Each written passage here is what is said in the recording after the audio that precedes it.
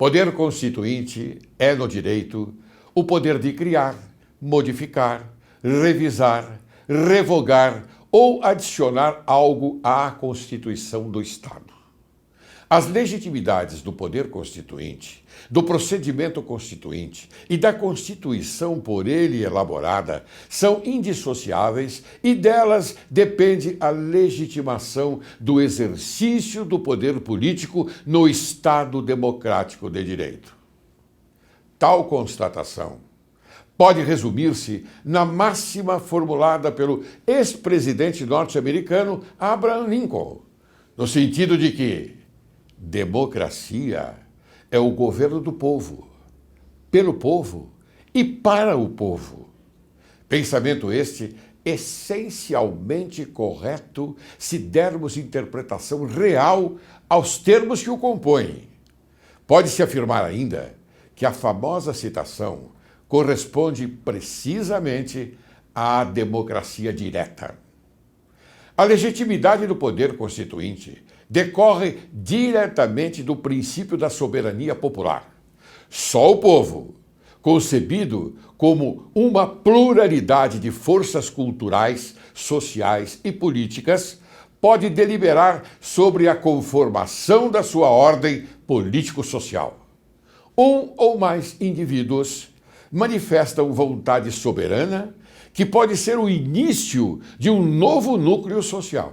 Daí decorre, portanto, que a legitimidade da Constituição verifica-se através da correspondência de suas normas aos valores e aspirações do povo, não se contentando com a simples legalidade formal. É dessa correspondência, com a vontade geral, aliada à lisura da representação popular no procedimento constituinte, que este se legitima. A esta cadeia procedimental de legitimação democrática, José Joaquim Gomes Carotilho atribui a denominação de Justiça da Constituição.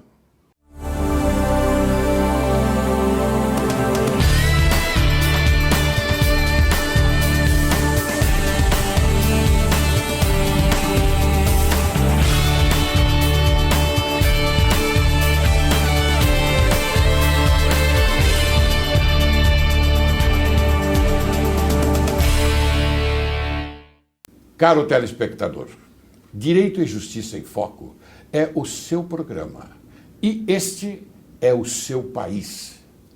A instabilidade política do país trouxe à tona questionamentos sobre a intervenção constitucional e o poder instituinte. Para explicar melhor a real dimensão da adoção desses sistemas, convidamos o advogado doutor Antônio José Ribas Paiva.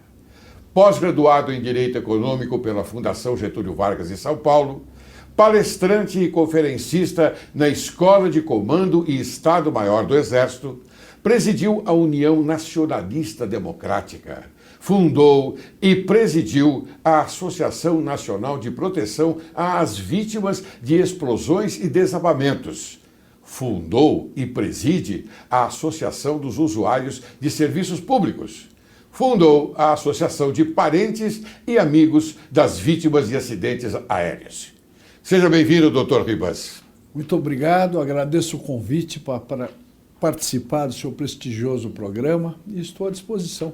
Quem agradece somos nós, Direito e Justiça em Foco, porque esse programa visa dar a precisa, esclarecedora informação e verdadeira também ao telespectador, ao povo do Brasil. Muito bem, vamos à primeira pergunta. Por favor, esclareça para o telespectador o que é intervenção constitucional. A intervenção constitucional é um remédio que o legislador constitucional estabeleceu para que, em caso de vácuo político institucional, como ocorre no momento, a instituição Estado seja preservada dos predadores. Eu explico melhor. O artigo 142 da Constituição, que trata da destinação das Forças Armadas, ele estabelece que as Forças Armadas destinam-se à defesa da pátria e à garantia dos poderes constitucionais. Garantia dos poderes, não dos integrantes dos poderes. Quando os integrantes dos poderes constitucionais não estiverem procedendo de acordo com os parâmetros legais e constitucionais, compete às Forças Armadas, principalmente o Exército, que é a Força Terrestre, intervir para restabelecer as instituições. Então, é um remédio constitucional e uma ferramenta da sociedade para que a consecução do bem comum se concretize. Muito bem, eu entendo pela sua explicação que é para proteger a Constituição Federal e também para proteger o povo. É correto isso? Sem dúvida, porque a Constituição é a Convenção do Condomínio Brasil, Sim. que existe para que as pessoas possam, na sociedade, conviver em paz e com segurança do direito, que é a essência da democracia. Então, na realidade, não é propriamente defesa da Constituição, porque a Constituição é a carta política, é a defesa dos poderes constitucionais. Muito bem explicado. Então me diga como e em quais condições pode ocorrer, não é, a intervenção constitucional. Veja, a legislação estabelece a forma como isso pode ocorrer. E a Constituição de 88, no seu artigo 85, ela elencou os ilícitos de responsabilidade ensejadores de uma intervenção. Perfeito. Ora, vamos imaginar o seguinte: qualquer dos poderes da República pode solicitar uma intervenção às Forças Armadas. Ora, se nenhum desses poderes solicitar a intervenção, no caso de um ilícito praticado pelo primeiro mandatário, então, de ofício, os comandantes das Forças Armadas devem cumprir o seu dever. Não há necessidade de convocação, a não ser no caso da defesa da lei e da ordem, que é uma competência estadual. Então, mas na questão da defesa da pátria e da defesa e da garantia dos poderes constitucionais, não há necessidade de convocação. Não? Não. Mas eu tenho uma pergunta a fazer no sentido de se por acaso, se porventura ocorrer uma desordem, eu digo em desordem, no segmento importante da Constituição brasileira, haverá, então, condições dessa convocação das Forças Armadas para que ocorra uma intervenção constitucional? Sim, a convocação é prevista no próprio artigo 142. Sim. Mas, principalmente, na parte que trata da defesa da lei e da ordem, como eu disse, que é Sim. competência estadual. Se um governador do estado não estiver conseguindo garantir a lei e a ordem, ele poderá solicitar a intervenção para que se concretize o interesse público. Quem poderá solicitar as próprias Forças Armadas ou o governador? Não, seria o governador ou o presidente do Tribunal de Justiça Estadual ou o presidente da Assembleia Legislativa. Claro. Poderão. Esse é o ponto importante, porque a hierarquia deve estar sempre alinhada, Claro, não é, claro. com a disciplina. Sem não é? dúvida, claro. A hierarquia e a disciplina. Muito bem. Então quer dizer que se por acaso ocorrer um caso com um governador, o presidente do Tribunal de Justiça do Estado poderá intervir e solicitar. Deverá, não poderá, deverá. Muito bem. Então vamos seguir adiante, porque nós temos aqui algumas perguntas a fazer, que eu não vou colocar o meu querido amigo Dr. Ribas numa situação de responder agora aquilo que eu quero que esclareça um pouquinho melhor, mas isso eu vou fazer durante a nossa conversa, está bem? Ótimo. Atualmente estão presentes os pressupostos para a intervenção constitucional da sociedade, através de seus instrumentos em defesa dos poderes constitucionais? Sem dúvida, porque nota-se perfeitamente um vácuo político-institucional. O que é exatamente o vácuo político-institucional? é a relativização do poder do Estado. Sim. Então nós temos isso em diversos setores da sociedade. Por exemplo, nas favelas em geral, existe uma relativização do poder do Estado. Por quê? Porque o poder do Estado não se aplica na sua integralidade nesses ambientes, nesses bolsões da sociedade. Outro exemplo seria nos ditos movimentos do sem terra, em que o poder do Estado não se aplica nesses acampamentos. Tenho notícia até de crimes graves que ocorreram e o poder do Estado não se fez sentir nos acampamentos. Então, essa relativização do poder do Estado leva ao vácuo político institucional. Então, ele não se aplica ou não está se aplicando? Ele não está se aplicando sim. por falta de autoridade. E existe a palavra legitimidade, que é o fato gerador da legalidade. Quando falta legitimidade, tudo se esboroa, porque aquele que determina não tem condições pessoais ou intelectuais ou morais de fazer com que a lei se cumpra. Bom, eu entendo que realmente o senhor tem razão em dar essa explicação, mas eu pergunto agora de uma forma mais clara para que o telespectador possa recepcionar aquilo que nós queremos dizer a ele. Isso em momento com toda a paz possível e imaginária. Lógico. Nós estamos vivendo um momento de desrespeito e ofensa às regras constitucionais deste país? Sem dúvida alguma. O poder constitucional, os poderes constitucionais estão sendo agredidos. Por quê?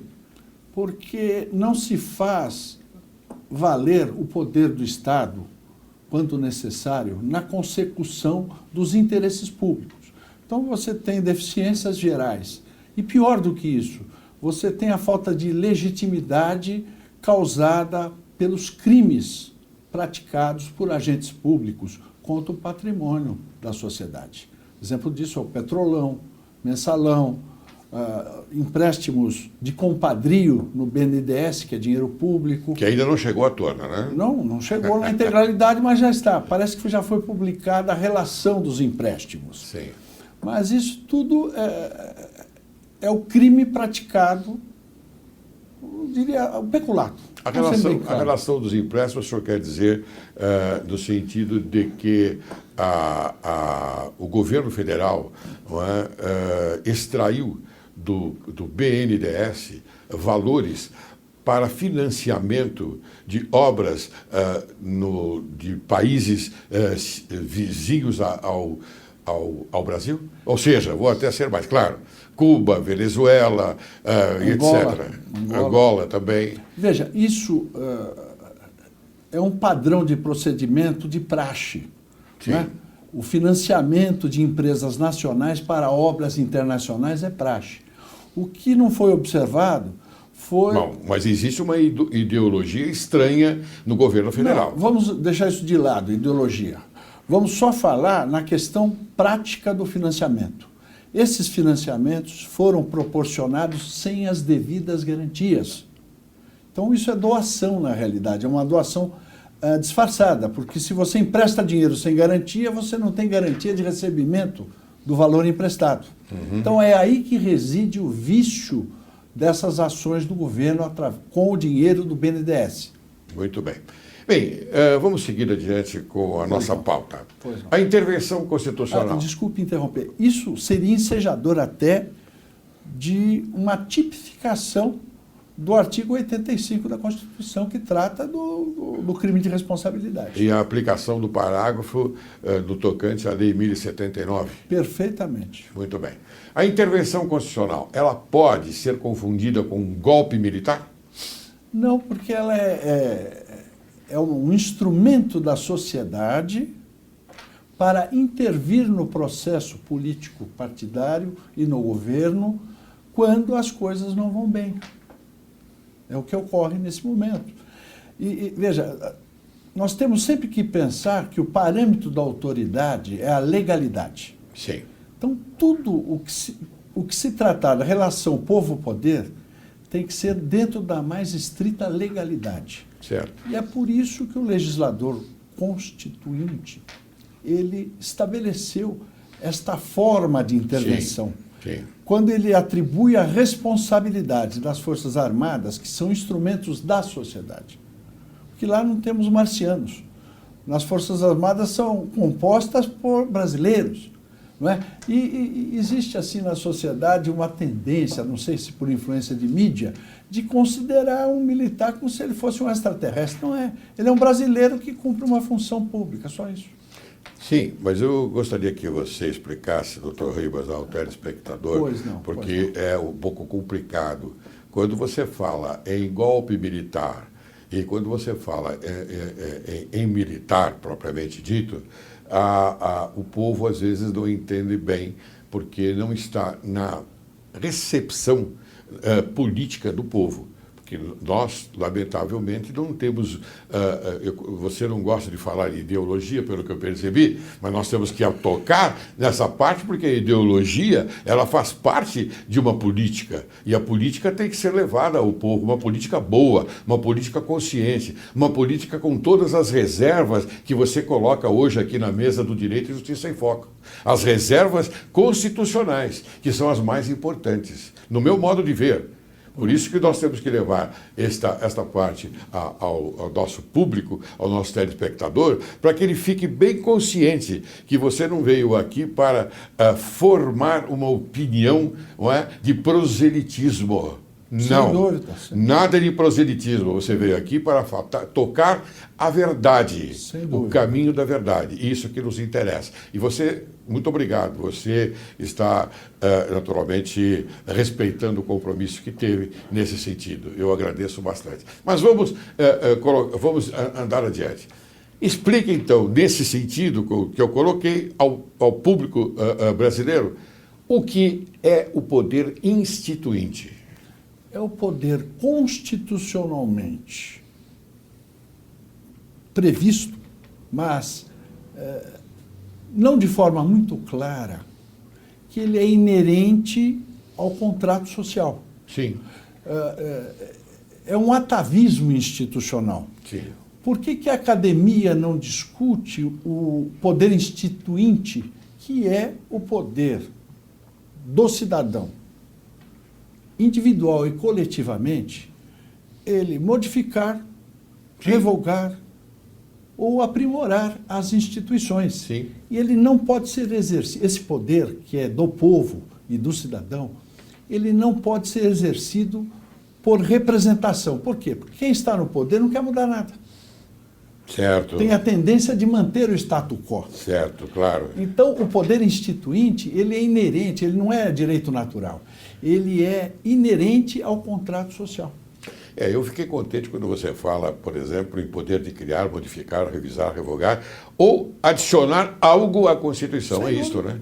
Não, as instituições. As instituições, perdão. Exatamente. As instituições. Não é? Perfeito. Mas tem tudo a ver com a nossa Constituição. Tem a ver com a Constituição. Não, aí é que está. A academia não debate o poder instituinte, sim, que é o fato gerador de tudo. Não é? O fato gerador da carta política, da forma de governo, do regime, tudo. Por quê? Porque ele é essencialmente informal. Claro. Porque ele emana da sociedade. Claro. E essa informalidade, ela incomoda a academia. Claro. Né? Então, o pessoal não debate adequadamente isso. E ele, por ser informal, sim, ele depende de pressão popular, de convencimento, de liderança, de tudo aquilo que forma um Estado. Não é? Porque o Estado é um ente ficcional, ele não existe. Ele é apenas uma instituição. Agora, se essa estrutura for usurpada por gente inadequada, como ocorre no momento, a sociedade tem que intervir através dos seus instrumentos, que são as Forças Armadas. Então você é favorável à intervenção das Forças Armadas nesse momento? Não é intervenção das Forças Armadas, é intervenção da sociedade. Não, perdão. A intervenção da sociedade através das Forças Armadas. Sim, mas no Veja, fim ela representa o mesmo sentido. Não é. Porque a sociedade, ela vai às ruas pedir aquilo que, afinal de contas, Exigir. ela necessita. Exigir. Pedir, aqui é pedir. Não está a exigência, eu não vejo exigência. Porque senão não dá pra porque conviver em sociedade. há a imprensa marrom que coarta esta exigência. Sim. Na minha visão, eu tô dizendo ela vem exigência pedir. no bom sentido, é um exercício Eu do sei, direito. meu querido doutor Ribas, mas eu quero dizer o seguinte, que o povo sai às ruas para pedir pacificamente Sim, algo sem que lhe dúvida. falta. Claro. Algo que lhe falta. E a imprensa marrom, torna a dizer, ela coarta em prol de quem? Em prol daquele que está cometendo este, vamos chamar de ilícito constitucional. Sem dúvida, sem dúvida. Correto ou não? Sem dúvida. Concordo plenamente. Você concorda com o senhor. comigo? Mas quando eu disse exigir, é porque é o exercício do direito. Sim, o exercício do direito, mas a exigência Mas virá. a pleiteia, ela, antes de mais nada, ela manifesta uma vontade coletiva. Certo. Não é? Porque aquelas manifestações, tanto a de 2013 como essas deste ano, elas foram espontâneas. Não houve uma liderança que tenha determinado, ao contrário da tal da Marcha da Família de 64, que eu participei com 15 anos, ela tinha liderança religiosa, política, empresarial. Agora, o povo foi a Paulista, milhões de pessoas, e no Rio de Janeiro e em outras capitais, espontaneamente, porque não aguenta mais. Mas foi pedir, não exigir. Eu acho que foi manifestar a vontade. Pode ser que nesta última pode ter ocorrido essa exigência, Sim. porque já estamparam, não é? Estamparam ao povo aquilo, o desiderato, ou seja, aquilo que o que se pede com mais veemência. Claro, claro. Não é? Verdade. Porque nas outras não havia nada de fora Dilma. Nada. Não havia nada disso. Faltava isso. Faltava exatamente isso. E completou agora, completou com essa última manifestação que nós tivemos. Eu queria só fazer uma observação. Seguinte, não é que eu não preze as ideologias, eu as considero apenas ferramentas de poder, que são instrumentos de exercício do poder, que não são garantidores da democracia, que é a segurança do direito. Então é por isso que eu faço restrições a qualquer ideologia de direita ou de esquerda. Eu vou encerrar o primeiro bloco da nossa agradabilíssima conversa, doutor Ribas. E, aliás, bastante boa no sentido de levar ao povo, como eu disse, uma informação concreta. Eu vou encerrar com as palavras do americano, do ex-presidente norte-americano Abraham Lincoln, no sentido de que democracia é o governo do povo, pelo povo e para o povo. Após a sua palavra, eu vou chamar o intervalo. O senhor concorda? Concordo. Você aguarde que logo, logo retornaremos.